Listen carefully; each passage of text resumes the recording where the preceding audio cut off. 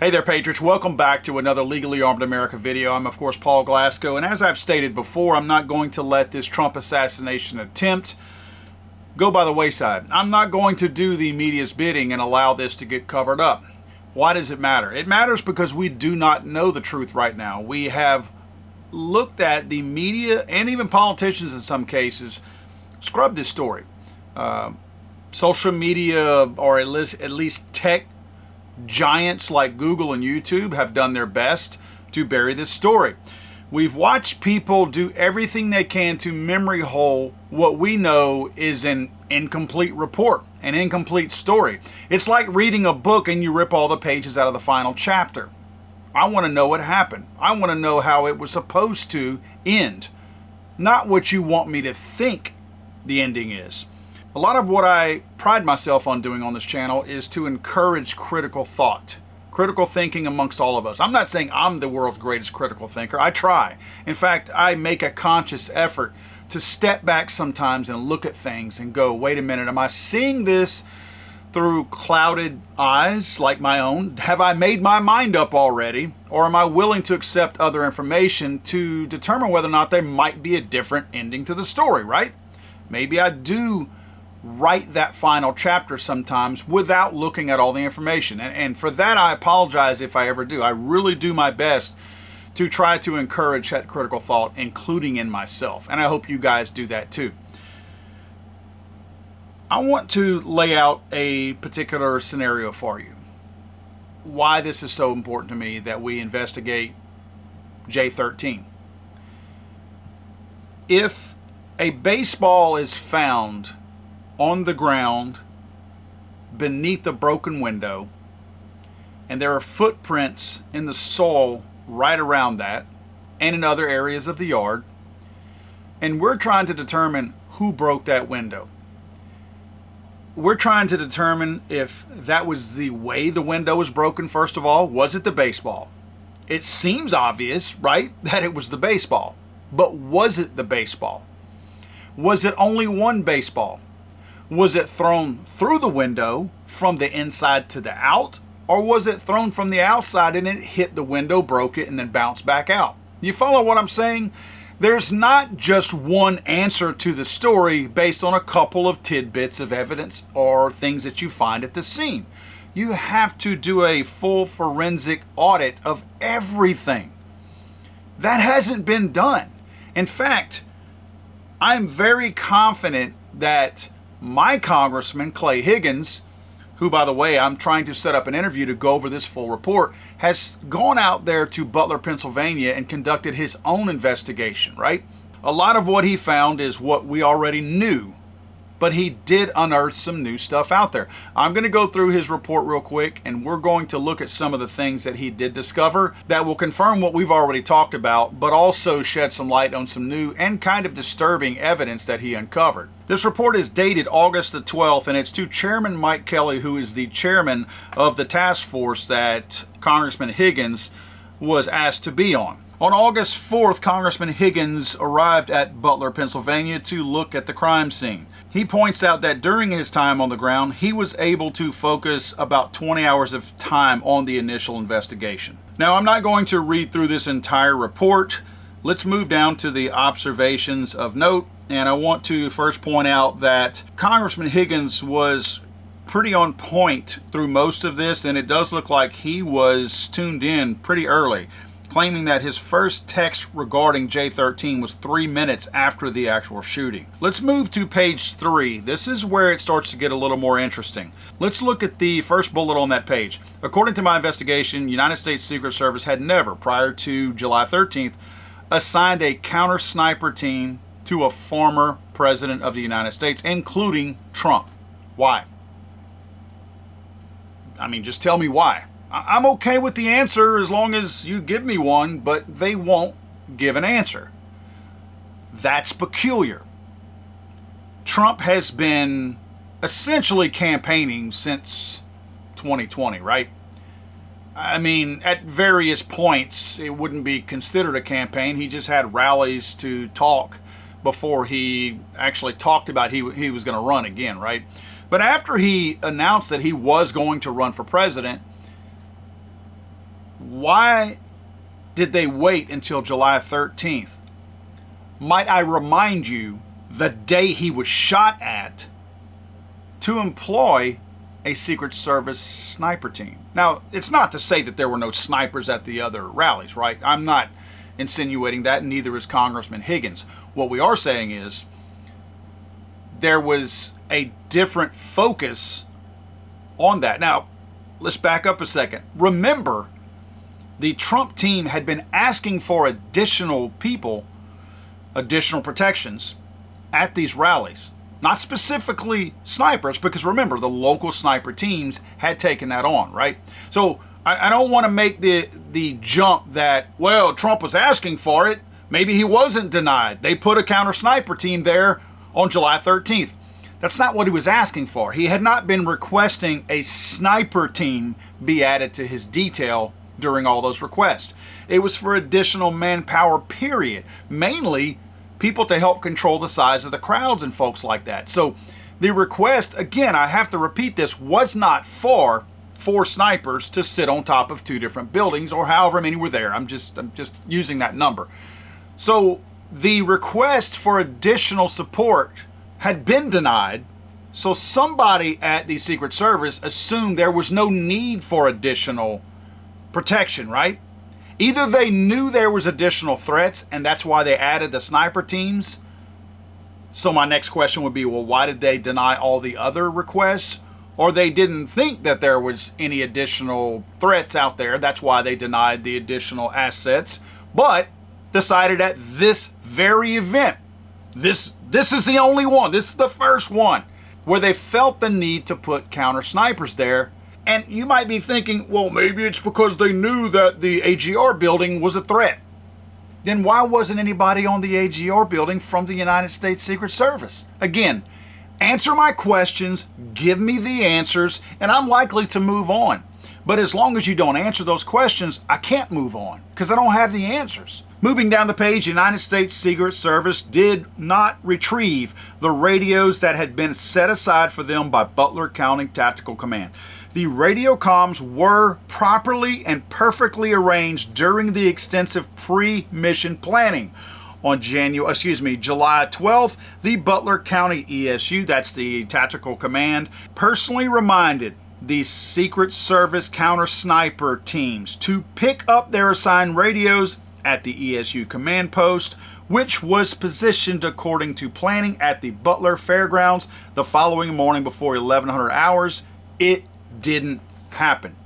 So this could be just simple pompousness, right, by the Secret Service team. Maybe they're so pompous and proud that we don't need those little plebes radios. We don't need the local guys' radios. We're the Secret Service. We don't need anybody else's communication. That could be the case. It could just be sheer ego as to why they chose not to take the radios that they agreed to take from local law enforcement, knowing that the Secret Service radios and local law enforcement radios were not on the same frequency and did not have the ability to talk to one another, even by adding each other to their own radios, to their own, I guess, network. So their workaround was to give them radios. Secret Service agreed to take the radios. They chose not to take the radios. So it was either a reason that we don't know or just ego and being pompous.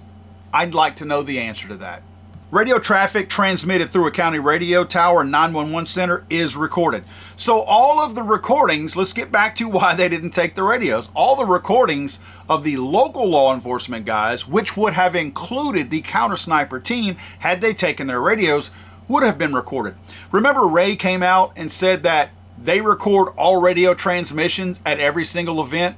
Oh, by the way, we didn't record this one. Moving on down, Crooks did not have a ladder at AGR on July 13th. Now, we've already talked about that. We knew that. There's actually a lot of really good drone footage, and I've seen other types of footage out there that have kind of pieced this together. Very easy access to that rooftop. That rooftop was probably 10 to 12, maybe 13 feet high.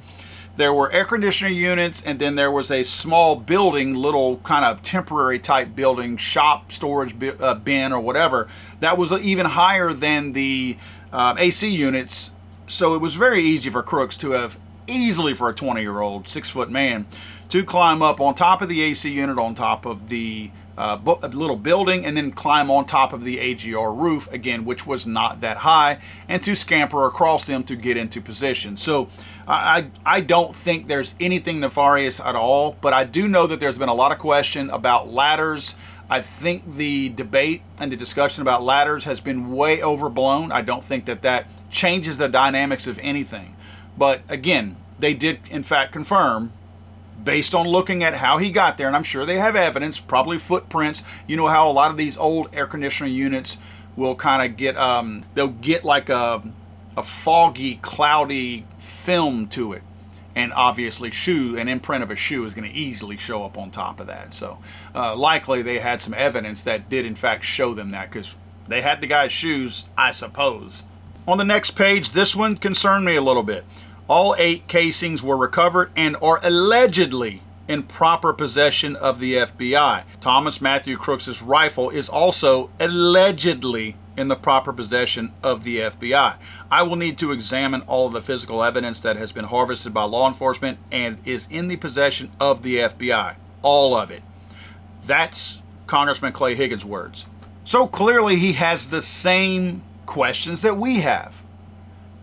Let me see the spent casings, the brass, and let me see the rifle.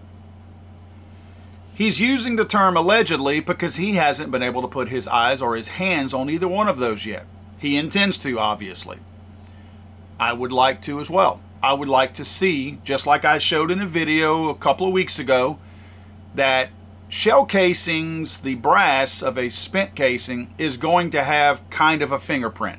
It's going to have how it exits when it hits the ejector, the extractor, all the things that come into play, the deflector even. That's going to leave a different type of mark on the side of the brass.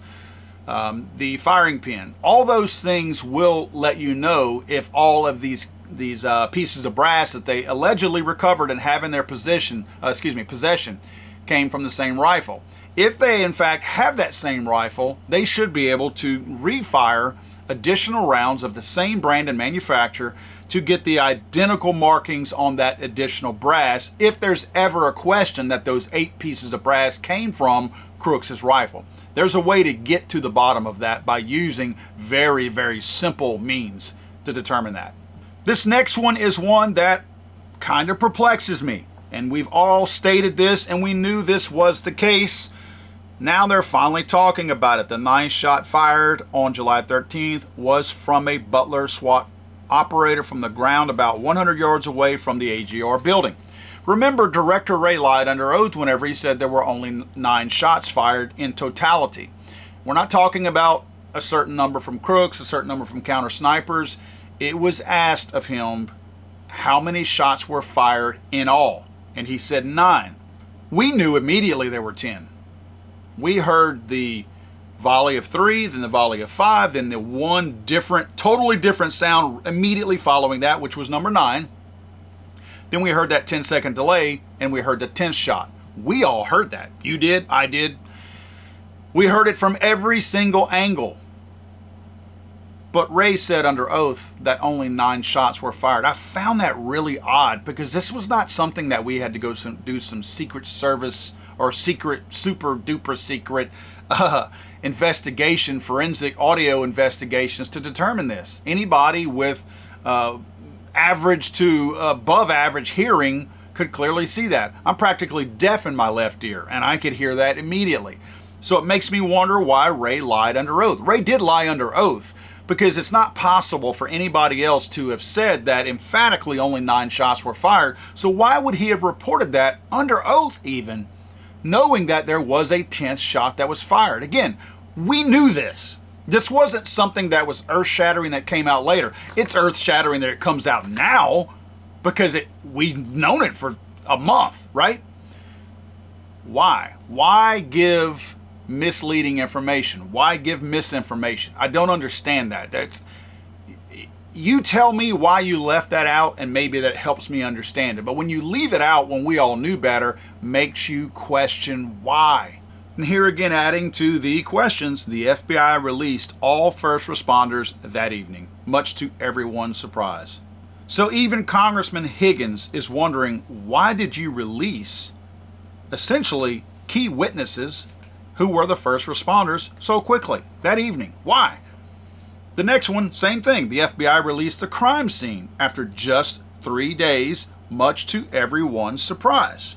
I interviewed several first responders who expressed everything from surprise to dismay to suspicion regarding the fact that the FBI released the crime scene so early after July 13th. It should be noted that the FBI was fully aware of the fact that Congress would be investigating July 13th. The FBI does not exist in a vacuum. They had to know that releasing the July 13th crime scene would injure the immediate observation of any following investigation. Duh! Remedial law enforcement people that are going through the academy know this. It doesn't take some super sleuth to know this.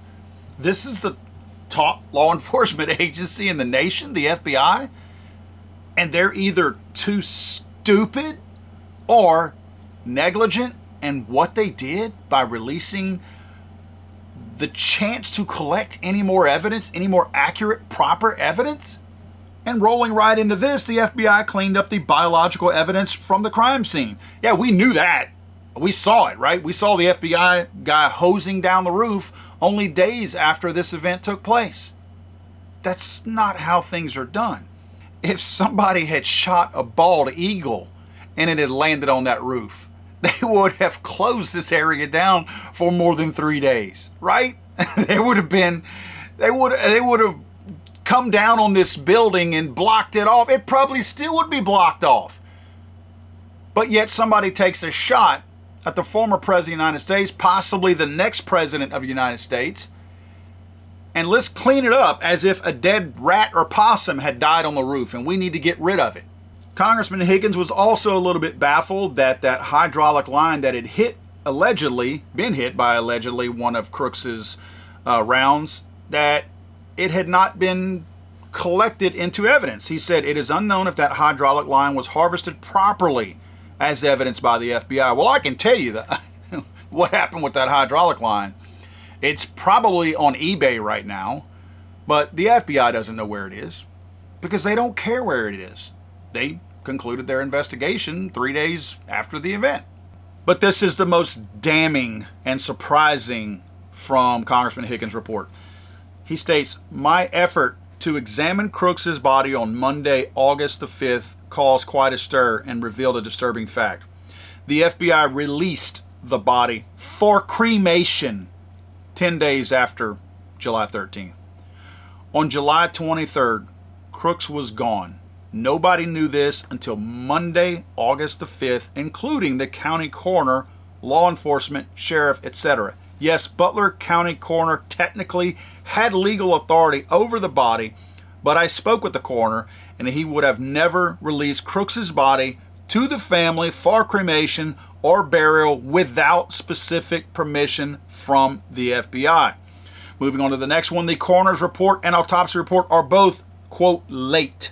As of Monday, August the 5th, they were a week late. The problem with me not being able to examine the actual body is that I won't know 100% if the coroner's report and the autopsy report are accurate.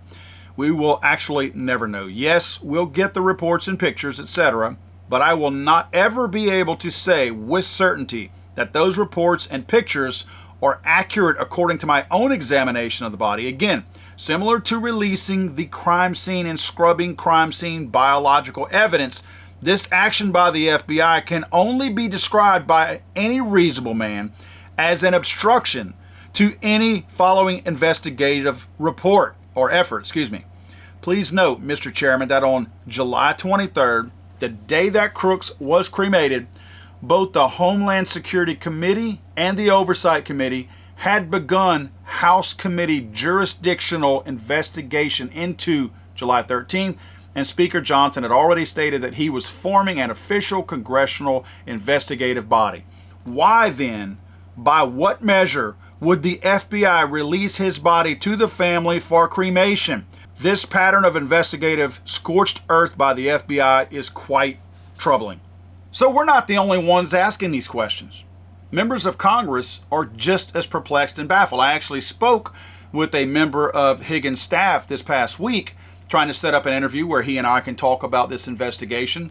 And they all think just like we are. They want to know, what was the rush to end the investigation by the FBI? And again, as stated just now by Higgins, the FBI knew that Congress was going to have two separate investigations, yet they rushed to end their own investigation and to destroy much of the evidence, Crooks' body.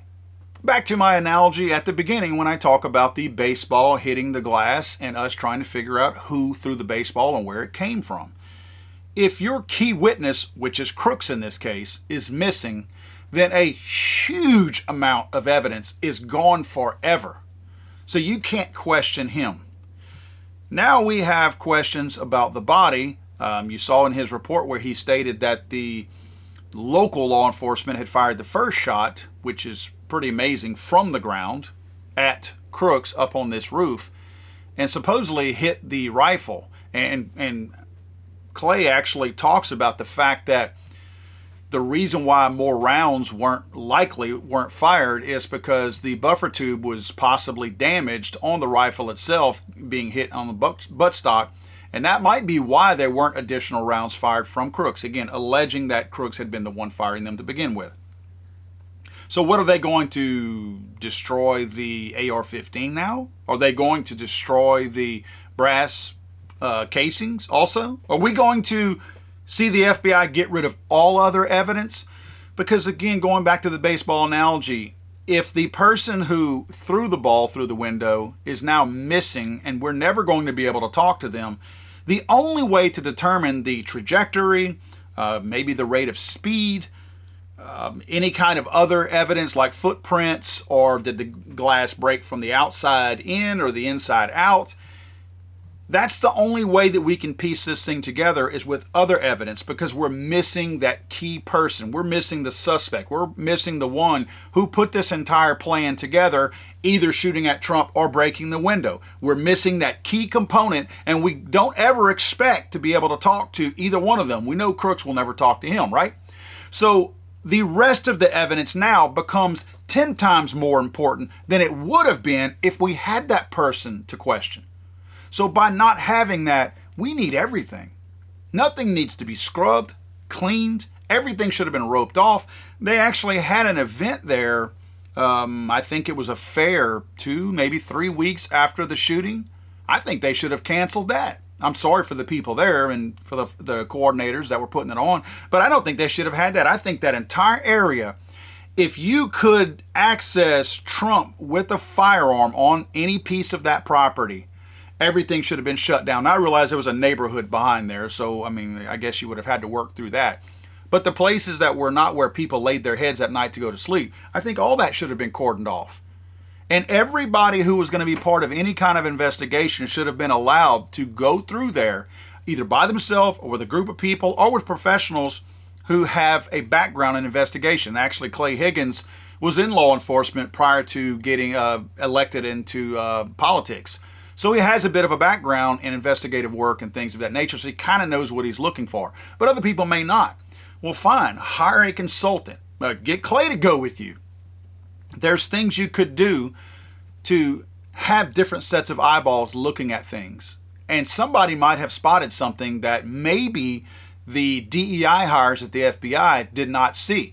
We saw how the FBI conducts their own business. We saw how the Secret Service conducts their business. So we don't have any confidence in the little bit of investigative work that was done with the actual facts and the actual evidence that was there before they scrubbed all of it and cleaned everything and got rid of it and burned the body.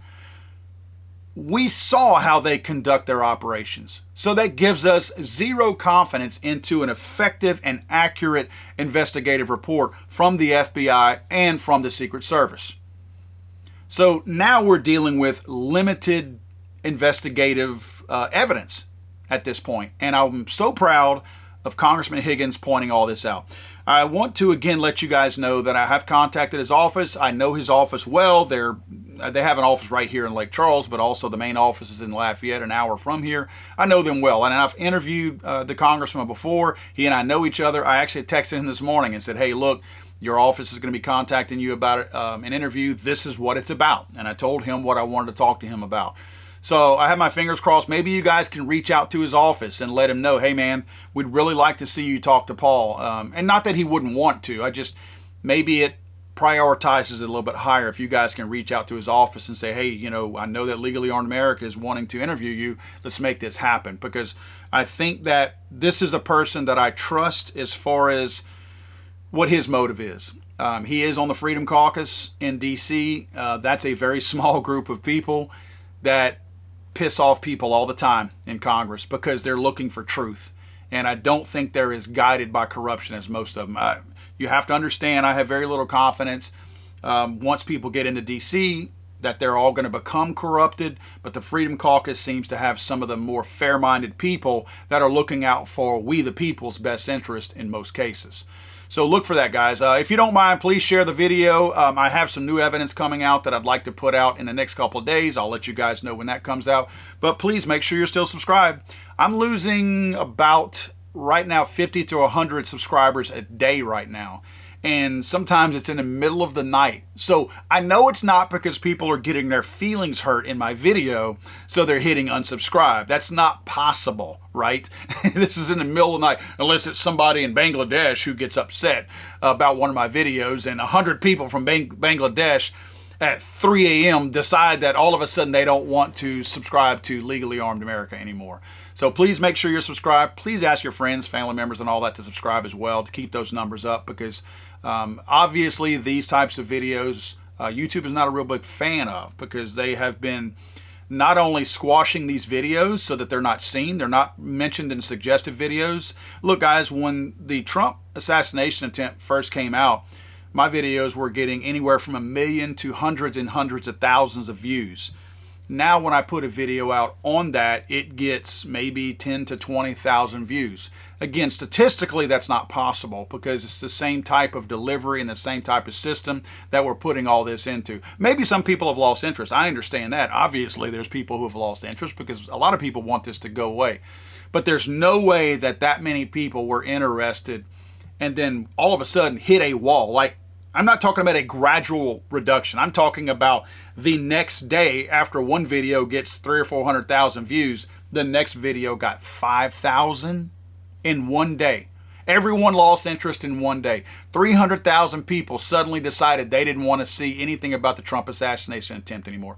Again, guys, please make sure you're still subscribed, share the video, like the video, and comment down below. I do my best to respond to as many of the comments as I can, so I really try when you guys leave a comment to acknowledge it somehow. And if you have additional information for me, don't hesitate to email me at paul@legallyarmedamerica.com. Thanks, guys.